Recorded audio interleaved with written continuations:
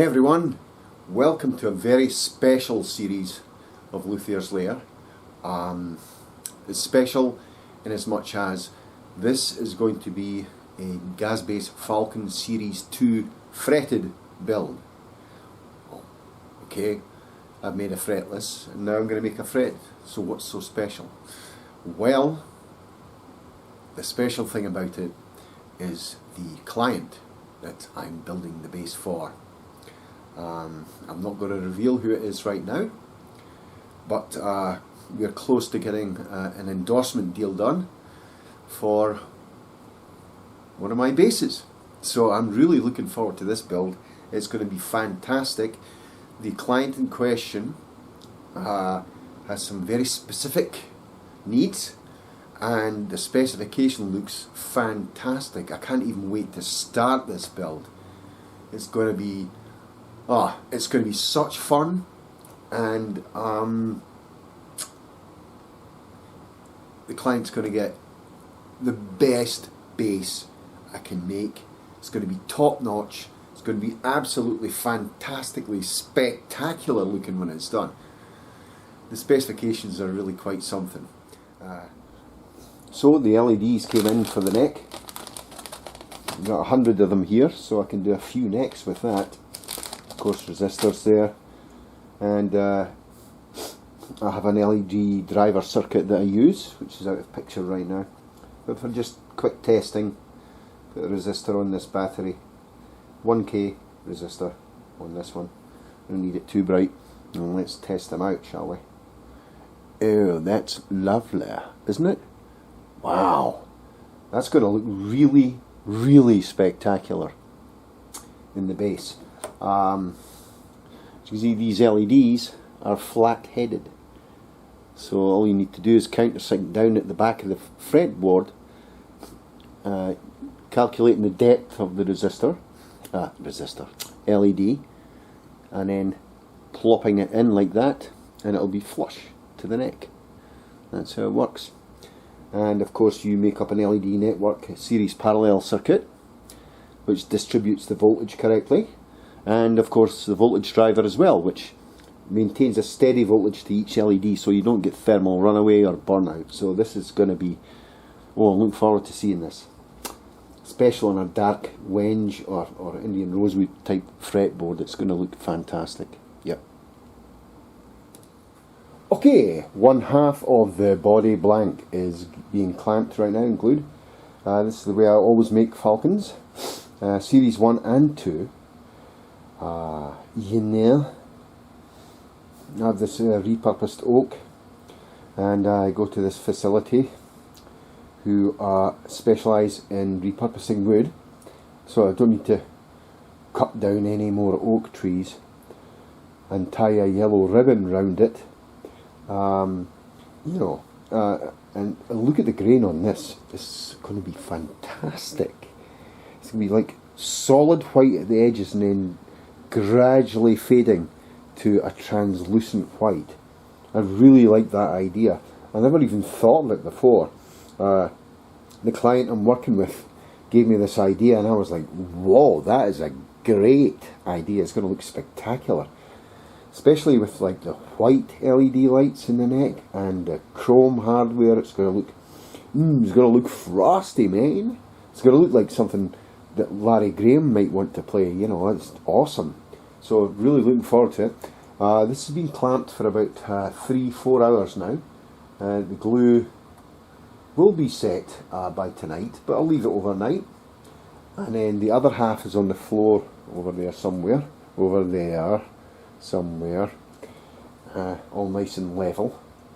And then the next step will be to biscuit joint the sides and clamp the whole thing together and glue that. And then by Tuesday, because this is Sunday right now, Sunday, February 7th, 2021, by Tuesday the body will be ready to route out, measure up and route out for all the beautiful stuff that's going to go into it. Oh god, this is going to be such a great build. I'm so looking forward to it. Anyway, onwards and upwards. So the body blank is ready, but I just was in touch with the client this morning, and I had a nice idea about putting inlay stripes through the centre of the body, which I think will look really nice, because he wants a very unusual sunburst. He wants a solid white, like I say, to a translucent or clear white sunburst. I thought it would be great if you had some detail in the centre of the body here to show that off, so that it would be prominent, and that was agreed to. Other little tweaks and notches here and there that we're going to do as we go along. I will reveal that as we go along. This is going to be a signature model. Still a GazzBass Falcon Series 2, but it's a signature. Okay, so I'm going to go ahead now and route out the channels required for the first inlay part, which is going to be made of poplar, with some nice little knots in it and stuff here.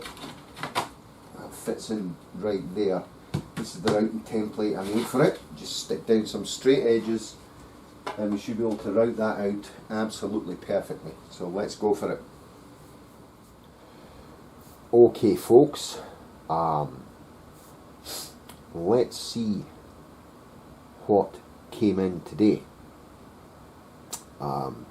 This is day 2 of the build of the GazzBass Falcon Series 2 signature model for a client of mine. We have come to an endorsement agreement, and it's very exciting stuff going on. So what have we got? Okay, we have the knobs, chrome knobs there with abalone tops, as you can see. My favourite. I love these. It just sets everything off so nicely. That's fantastic. So they're in. Okay, and also the battery boxes came in. One for the LEDs, one for the preamp. So we're not draining unnecessary power. Although the single battery design that I do is really quite ingenious actually. And there's the battery box there. And these ones I like, of course, because they have the negative and positive symbols on them. So you can't actually insert it the wrong way around on this. So that goes back in there, back in the baggie. Okay, and this also in there. So this is part of the kit. My standard preamp is in here as well. It's standard preamp which the client requested. It's in there, and I'll put these knobs back in the bag. So as you can see, we're starting to build up a kit here. I have other things in stock, but a thing I didn't have in stock was the control panel for the bass, and it's going to be this 4-ply white mother of pearl. It's going to be beautiful. It's going to be nice frosty snowy type bass. This, I'm really looking forward to seeing it come together. I'll just pan the camera a little bit. As you can see over there, what I have is the body blank, and about here or so the inlay is drying. So I've put a poplar inlay in there, and then inside the poplar inlay I'm going to put another oak inlay, but this one's going to be a darker coloured, so I'm going to stain this maybe a walnut colour, so I get a nice beautiful three-tone centerpiece for the bass. And I'm going to be using a white to translucent sunburst, so solid white at the edges, gradually fading out to be translucent, and you're going to see that centerpiece really stand out when that happens. I think I've got one more thing to show you. Hold on, I'll be back in a minute. Yeah, that's what I was going to show you. I was going to show you specially modified Seymour Duncan lipstick pickups for bass guitar. Here we are, and I've just opened one right now, and there it is. Ooh, shiny, shiny, walk up behind me. Right, So that's them. So the pickups, and also I had these in stock, a few of these made up. Put that back in there, and actually put this under here. Yeah.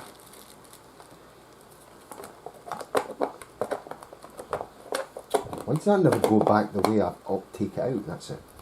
Okay, these go in there. I'll keep this foam. Will come in handy for something else. Who knows what, but it will. So the kit's starting to get built up. On order still is a beautiful, I'm waiting on confirmation on this, a beautiful hip shot headless bass system, chrome. These are probably the highest quality headless bass bridges and headpieces that you can get on the market. One of the highest anyway. They're absolute works of art, so can't wait for that to come in. That's going to be a few days. Luckily I know the exact dimensions of the piece, so I'll be able to make up a routing jig for it and route the cavity with no problems at all, because I know the exact dimensions of them, and they have a tolerance of about 1/1000 of an inch, so that's all cool. Yes, we're going places. Awesome. Yes, okay people, here we are then. The body blank is almost ready. I've sketched out the shape and the measurements I want on it. Got the inlays done. They're looking swell. I'll you know, tidy all the inlays up and put actually pinstripes to delineate the centre. And this is going to be a solid white to a translucent white sunburst all over the body there. On the front, the back's going to be solid white, unless otherwise specified by my special client, who is an awesome person, by the way. And I got to thinking that, you know, since I'm using some modified Seymour Duncans, I'll use a new template. So I made a new template for the pickups, and oh, there, somebody's hello there. Anyway, ignore that noise in the background. So we've done that. Okay, I've got all this sized up. I have a 34-inch scale neck in stock that is used for with 2 octaves, that is used for just sizing things up actually when I'm making new builds.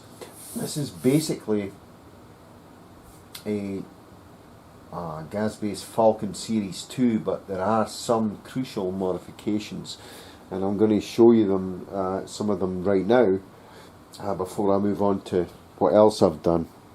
If we move around here, I zoom this in a little bit. Yeah, you see that? Right, okay, that's good. I usually have the Falcon cut out about here, but the client wants it near the 22nd or 23rd fret, because remember, this is a 2-octave bass, so he wants this right in here so he can tear the string easily from here, which is, I totally understand it, because I've faced that limitations before as a player, you know, and it's always annoyed me that some horns are like here and you go, you're like, depends on your playing style, of course. With slap, it's quite important that that happens. And of course the 20th to 21st fret is here. And you might be able to see the original Falcon line there. The GazzBass Falcon line is there, comes down like this and cuts off, right? So I'm still keeping the neck pocket the same dimensions, but what I'm doing is I'm going to make a beautiful carving on the back that slopes into the neck, even although it's a bolt-on, right? And the neck will be contoured to fit all this, and there'll be no problems getting the thumb round there, you know, to play certain notes, or, you know, I mean, look, and I have kind of small hands, so you can get your fingers round beyond the 24th with this kind of design. That's very nice. Standard pickup spacings. I have here about 2.15 inches to the centre line of the neck pickup, and then from the face of the headless bridge, which is hopefully going to be a hip shot system, which is the best on the market. I mean, you know, they might be costly, but you get what you pay for. And the hip shot headless systems are the creme de la creme, my friends. They're absolutely spectacular in their engineering, in their craft. Beautiful. I might have a little delay on that though, I don't know, so I might have to get back to my client to see if he's prepared to wait. I am in negotiation with Hipshot right now to get one manufactured, because they don't seem to have any in stock right now, so we'll get back to that. So going through, this is 1.35 inches from the face of the headless bridge to the centre of the bridge pickup, and that's quite close to the bridge. But if you want really bright, thin tones, you go for that, you know. 34-inch scale, of course. I'm factoring in the hip shot, and of course I do have the technical drawings for the hip shot, so if they don't have it in stock but they can deliver it on time, then I can go ahead and make some templates. And these are all scale drawings of the hip shot design. So we're good there, okay? And there's the Series 2 shape right there. I always leave this as kind of scrap pieces of wood.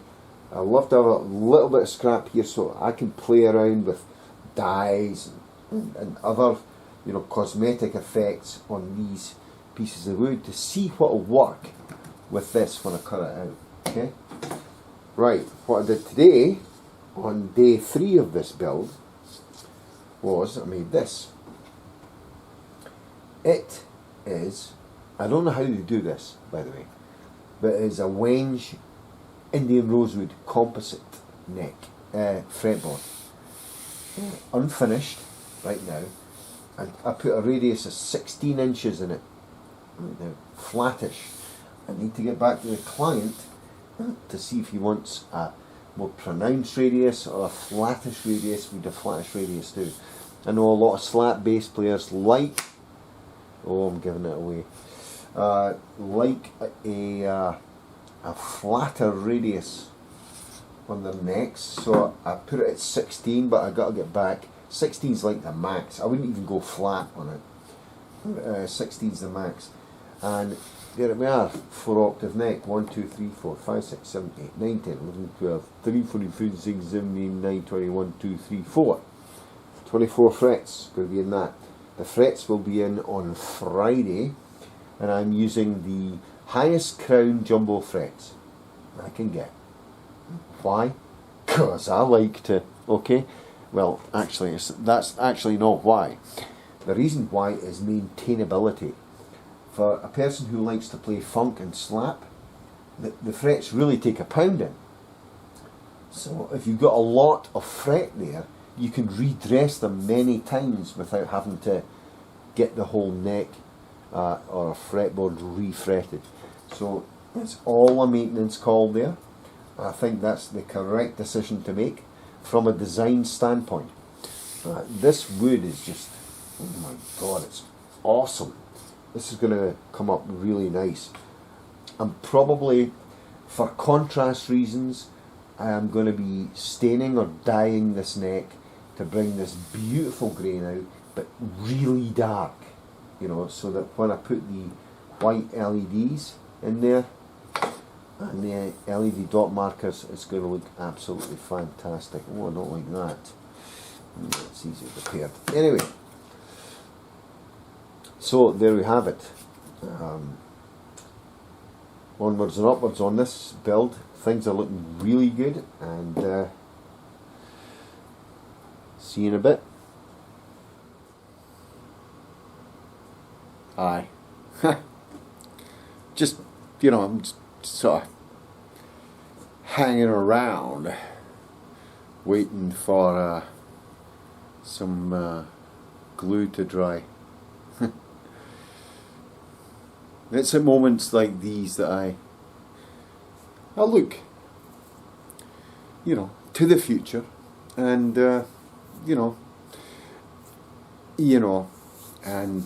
anyway, let's just get on with it, shall we? Well, maybe not.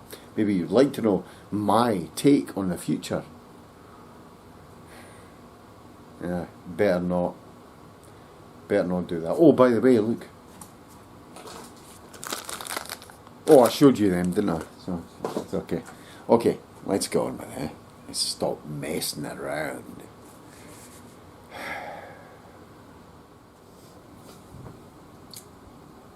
Hello.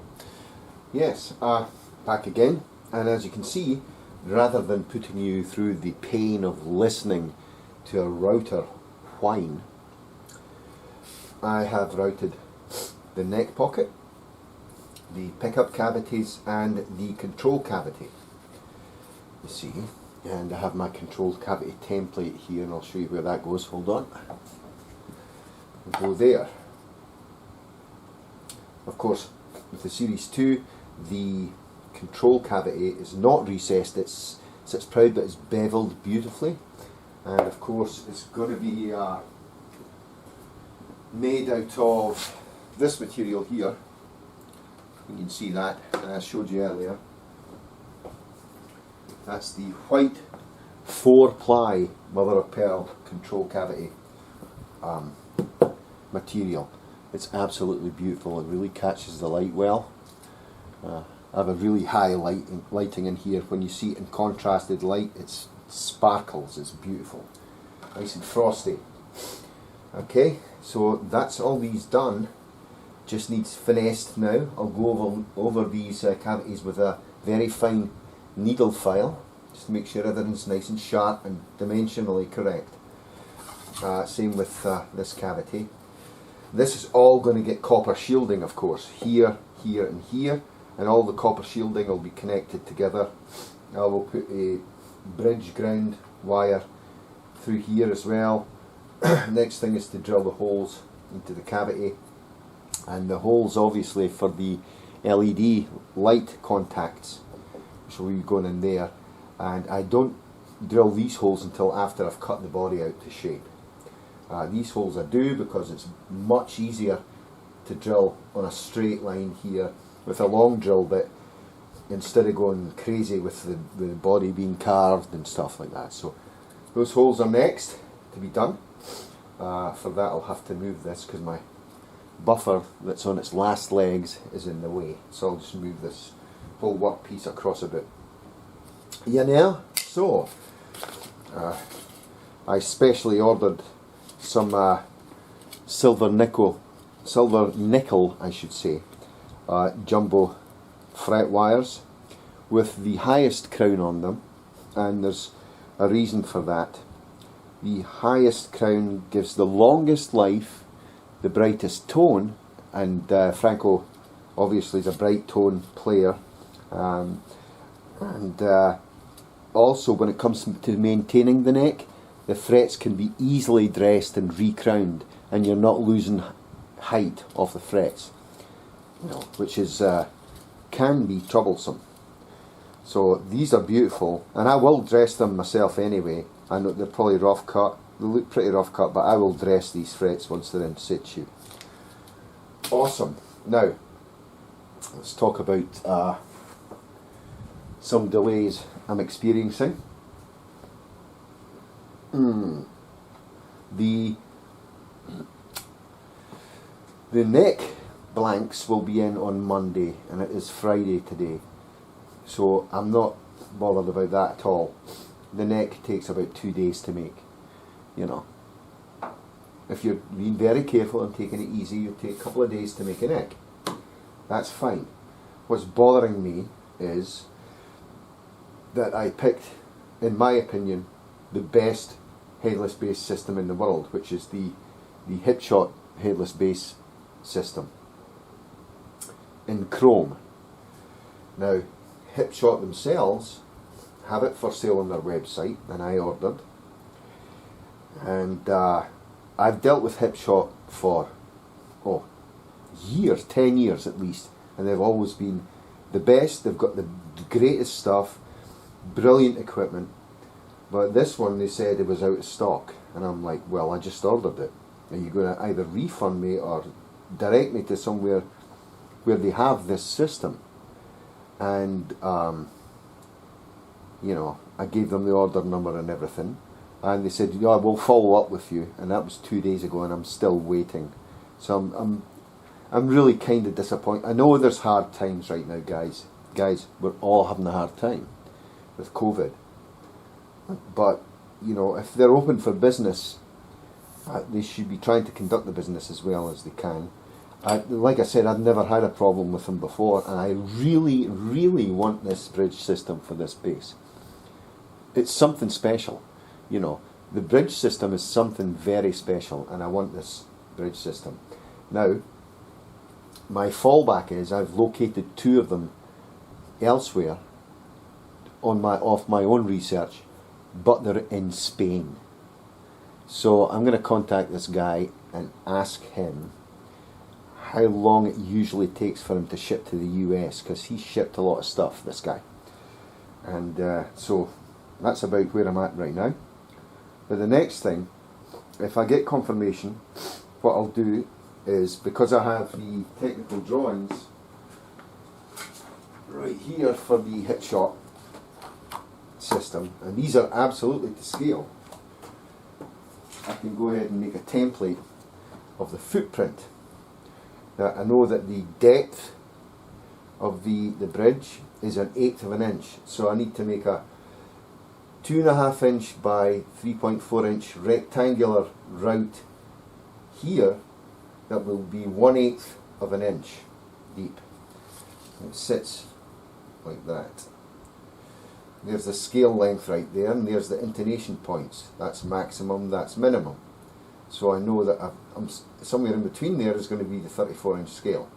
Okay, but we'll go there. That's where the bridge will go.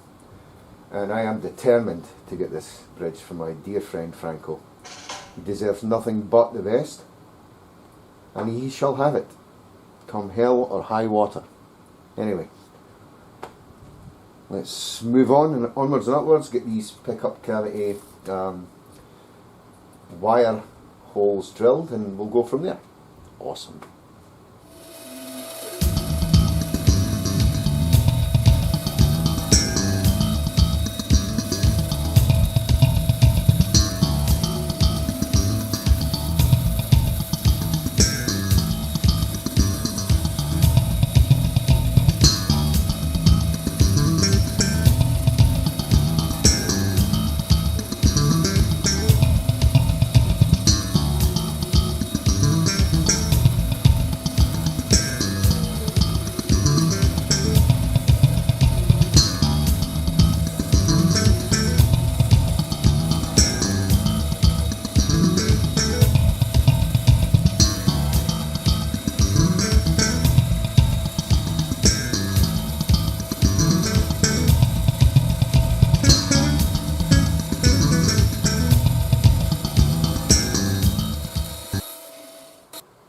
So what's the story with this stuff? Well, I'll show you, okay? Well, I have a template here, that's the Falcon control cavity panel, where all the knobs and switches go. Okay, and here is a rough cut of the mother of pearl white control cavity panel, or cover. The back will be copper shielded, okay? The front, well, what do we do with that? Well, it's straight now. I want a nice beautiful beveled edge on it. So what I do is I take my template, okay, and wait a minute, I put this on it, you know. I mean, some people say, Mr. Denyer, what is up with that? And my answer to that is, yeah. So, getting back to this, I put that on here. Okay, I double-sided tape that to there. Okay, now you can see it's oversized. I'll show you that. See, it's slightly oversized. And then I will get the routing table out with a chamfered or beveled bit on it, and I will, with a ball bearing on there, and I will zoom that across the router table, and I'm going to get a beautiful beveled edge on here. Okay, now after that's done, I do this. I put that on there, and then using the drill press I can press out all the holes, and everything looks absolutely mint, beautiful. Okay, and then that will go into the body. So I will show you here, because I just finished doing the routing, as I told you, with the cavity. There you go, and then that will go on there. Everything will be smoothed out and beautiful. On the Series 2 I do not recess it. It's more of a design change from my own experience, as well as feedback from other bassists. They like this kind of a little higher.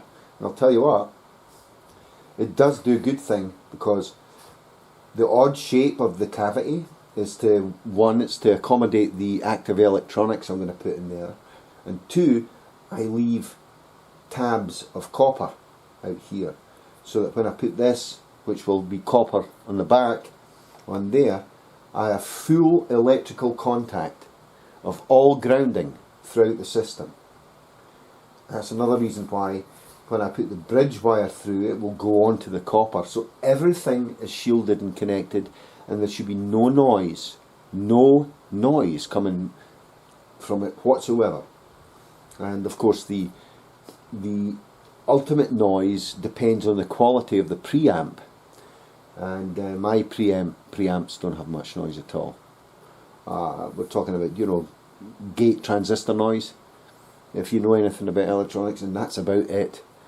Everything else is choked out with capacitors and stuff to get rid of high frequency radio waves, decoupling, stuff like that. So that's how it's done. I don't think I've ever videoed that piece before, but anyway, it's awesome. Well, yes, I've had a few stern emails back. Actually, I've not. I've had 2 or 3 really top flight bass supply sites chasing each other's tails to get myself the Hipshot 4 headless bass system, which I believe to be the best in the world. Quality is outstanding, everything about it is beautiful. I've used them before. It's gorgeous. With the sort of cheaper brands, shall we say, of the headless bass systems, sometimes when you tune up down at the bridge there, you'll get binding. You don't get that with the Hipshot system. It's smooth silk, and the slightest touch you can tune stuff. It's magnifique. But, you know, I'm waiting. It will be Monday I will get a reply. Now, the window for the build is 6 weeks, okay? I plan to start finish of the bass next week, okay? Now, if I have a reassurance from these people that this bridge will come in time, then I'm fine. I'm going to route the footprint for it anyway, because I happen to know other tricks that will look absolutely spectacular, and you'll still get the beautiful adjustment with a different brand of headless system. I do my own alterations of certain headless systems. I recently did one on the Ishkur bass, which is absolutely spectacular. It holds intonation, it's beautifully adjustable. However, it's black, it's not chrome. To get a chrome headless system is like finding a diamond, alright, in your used laundry basket. Yes, that's what it's like. So it's very hard to obtain, very hard to get. That puts the bass at a premium, in my opinion, and I will gladly invest in getting that sort of equipment for this bass. It's a priority of mine. Yes, it is. So, that being said, let's go and make a template for the footprint, because I have the technical drawings, I know the exact specification of the bridge, and we'll just go for it. You know, and I have to use something else, then there's beautiful things I can do to make slight alterations that will look even better. But shh, don't tell anyone it'll look even better, even with the best bridge in the world in there, okay? Bye. Catch you in a minute. Okay, I'm going to go ahead and make a little routing template for the Hipshot 4 headless bass system. Okay, based on the technical drawings here, this part is 2.5 inches or 63.5 millimeters in width. Now I've dialed up 63.5 on the verniers. Let's convert it to inches, shall we? And it is indeed 2.5 inches, so that's cool. I've marked off this piece of poplar. I always like to make templates out of poplar. Awesome. If they're slightly wrong, you can adjust them easily. And they're resilient. There's a nice light hardwood. Sometimes people make instruments out of solely, the instrument body is solely out of poplar. But usually they're used as a veneer with the burl. But anyway, so here we go. So I'm going to cut two 63s there, and then I'm going to space the 63s by, as you can read here, right here, 3.384 inches, which is 86 millimeters. Okay, so that's what I'm going to do. I'm going to make up a little routing template here, and be right back when I've done that. Awesome. So, people are saying, what the hell are you doing now, Daniel? What the hell are you doing? Okay, so I cut the two 63.5 millimeter blocks I was talking about. The width of the thing, let's bring it in there. I'll bring it in here then, I'll knock everything about. I just had it all set now, it's completely screwed. Anyway, it is 86 millimeters, alright? So what I'm doing is I'm setting this part at the very edge of this piece of poplar here. Right? I'm marking off where it joins, right here.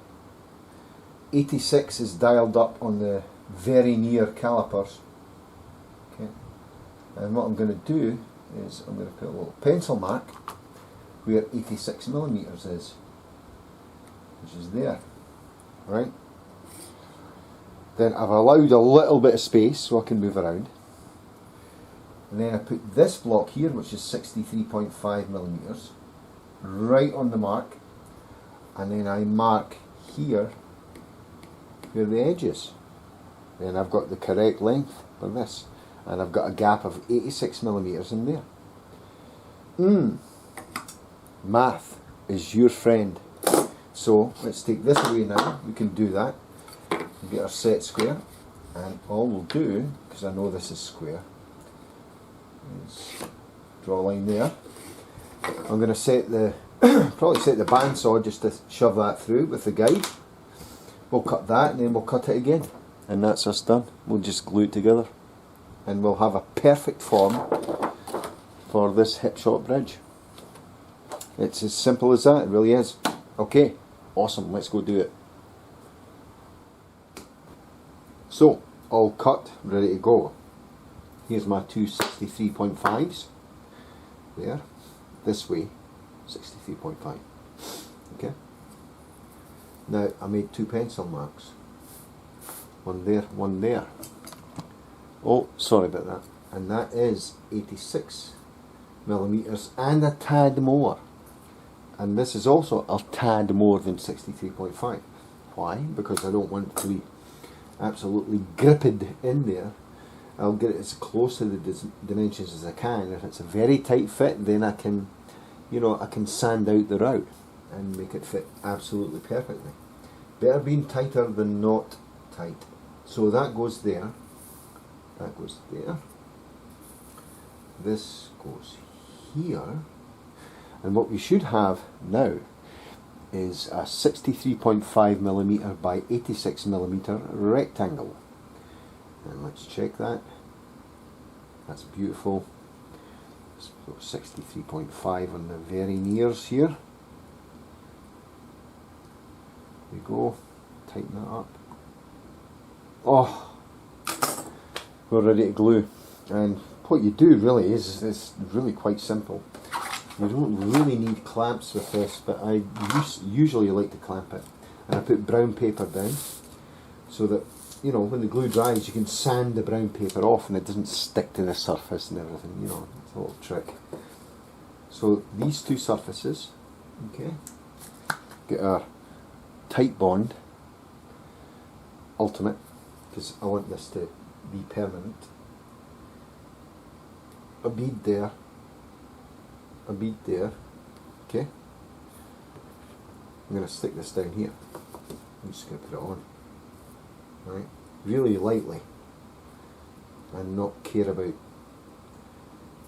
the stuff coming out. Then I'm going to get this, put it here, and then go there. There. I don't want squeeze out over where the routing cavity is going to be. You know what I mean? That means I have to file all that crap out, and I'm not into that. That's it. We're done. Now, if you want it really cool, spread that about, because we can sand all this, remember, you know. Sand all that. Just push that out a little bit. Now it's tacky enough, believe it or not, right now to do some good measurements on it. So I've got 63.5 there. It's actually about 64, which is awesome. Before I clamp it, and let's go to 86 here. There we go. And we're good there too. It's beautiful. It's working. Now we can clamp this. Using really long clamps is probably a good idea here. So let me go and grab them. Okay. And here we are. Ooh, don't put it on there. Yes. Right, so we're going to take these clampies. We're going to go like this. Right.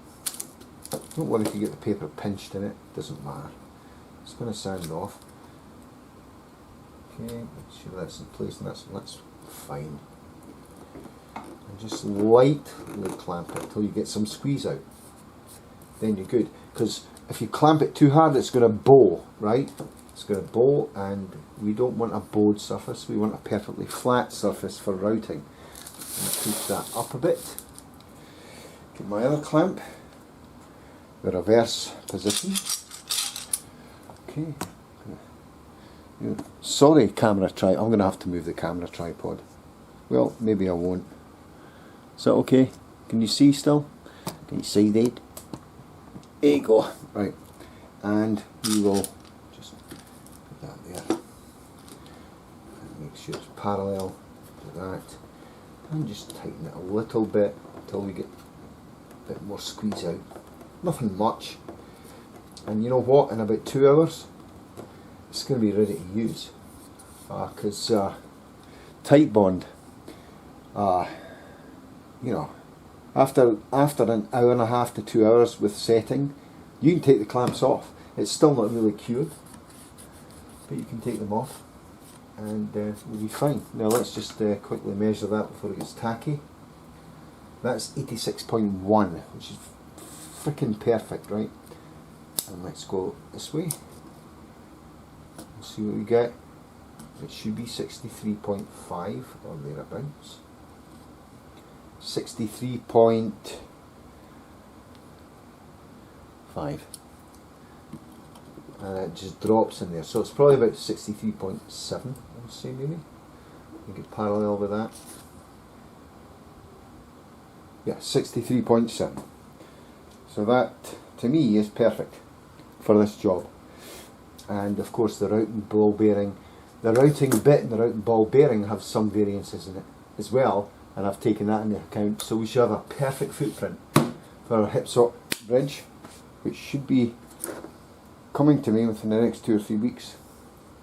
Awesome. Well, that's all for part 1. Oh my god, this is going to be awesome. Part 2 should see us finishing all the routing and cutting the body out. Getting the body cut out and sanded down. Yes, and then we shall start on the fretboard and the little track lines for the circuit that we're going to do for the LEDs.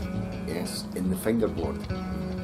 And the neckwood, the beautiful rock maple, I specially ordered for this bass, is coming in very soon.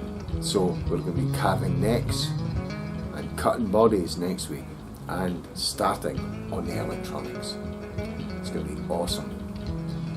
And this is going on schedule now. So, you know, by the end of next week, the next episode, it's going to be almost ready to start painting. And that's where the delay is in fabricating an instrument, is in the finish.